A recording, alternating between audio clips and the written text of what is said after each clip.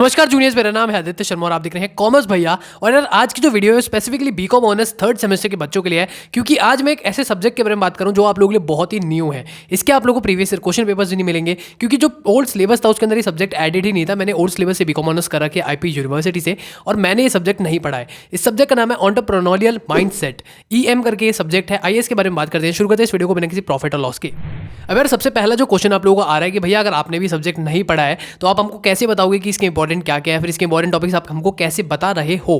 तो यार देखो, मैं आप लोगों को क्लियर कर देना चाहता हूँ, इसके प्रीवियस ईयर क्वेश्चन पेपर आप लोगों को नहीं मिलेंगे इंटरनेट के ऊपर। मैंने चेकआउट कर लिया है, मुझे तो फिलहाल कोई प्रीवियस ईयर क्वेश्चन पेपर नहीं मिला है। हाँ, अगर कोई बच्चा है जिसने अभी लास्ट सेमेस्टर के अंदर एग्जाम दिया था, मतलब थर्ड सेमेस्टर में अपना एग्जाम दिया था इस न्यू सिलेबस के अकॉर्डिंग, तो वो बच्चा मुझको एक क्वेश्चन पेपर भेज सकता है जिससे मैं बाकी बच्चों की हेल्प कर पाऊँ। मैं अपने टेलीग्राम चैनल के ऊपर अपलोड कर दूंगा अगर मुझे किसी बच्चे ने ये क्वेश्चन पेपर भेजा। अब हम लोग बात करते हैं कि मुझे मतलब इंपॉर्टेंट टॉपिक्स कैसे निकाले हैं। तो देखो, इसका जो सिलेबस है वो बहुत ही ईजी है। ये सिलेबस मैंने पढ़ रखा है।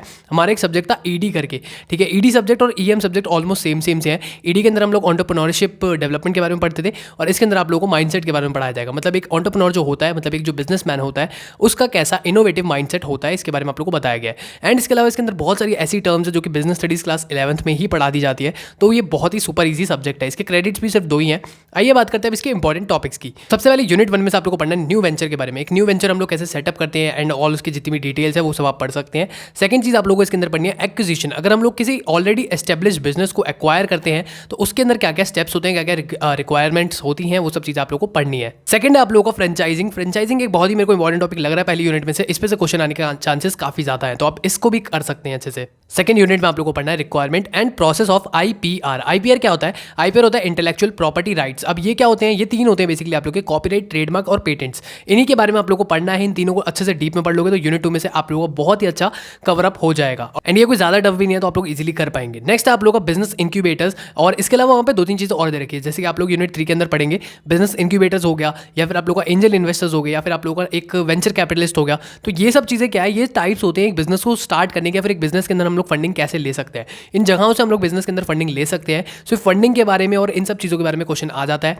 वेंचर कैपिटल इनमें से ज़्यादा मेरे को इंपॉर्टेंट लगता है, क्योंकि हमारे टाइम पे भी ये बहुत ही इंपॉर्टेंट टॉपिक था। इसके अलावा नेक्स्ट टॉपिक आप लोग का बिजनेस डिजाइन। बिजनेस डिजाइन के बारे में भी आप लोग अच्छे से पढ़ लेना। ये भी एक इंपॉर्टेंट टॉपिक मुझको लग रहा है कि जो कि आ सकता है क्वेश्चन में, पूछा जा सकता है आप लोगों का as a question. Next topic आप लोग का project submission and presentation. And इसके अलावा आप लोग का लास्ट टॉपिक है पिचिंग। तो ये सारे ही सारे इंपॉर्टेंट टॉपिक्स थे जो मुझको बहुत ज्यादा इंपॉर्टेंट लग रहे हैं। एंड इसके अलावा मैंने 2-4 टीचर्स से भी डिस्कस कर लिया था और उनसे पूछ लिया है क्या ये इंपॉर्टेंट टॉपिक्स हो सकते हैं, क्या ये एग्जाम में आने के चांसेस हैं। तो उन्होंने भी बिल्कुल सेम चीज़ कही कि हाँ, इनके चांसेस काफ़ी ज़्यादा है एग्जाम में आने के। तो आप इन्हीं टॉपिक्स को अगर एग्जाम के अंदर करके जाते हैं तो आप लोग का एग्जाम काफ़ी अच्छा जाने के चांसेस हैं। मतलब हाँ, इनमें से तो आ ही सकता है, बट मैं आप लोग को फिर भी सजेस्ट करूँगा आप यूनिट 1, 2 और 4 कर ले। ठीक है, यूनिट 3 थोड़ी सी बड़ी है, तो यूनिट 3 आप लोग करेंगे तो उसमें आप लोग को ज़्यादा टाइम जाएगा आप लोगों का। बट अगर आप लोग यूनिट 1, 2 और 4 कर लेंगे तो आप लोग इजीली कवर अप कर सकते हैं। आई होप आप लोगों को वीडियो अच्छी लगी होगी। बीकॉम ऑनर्स के सारे दोस्तों के साथ इस वीडियो को शेयर करिए। बाकी मैं मिलता हूँ आपसे अगली वीडियो में। भी लेते ही धन्यवाद।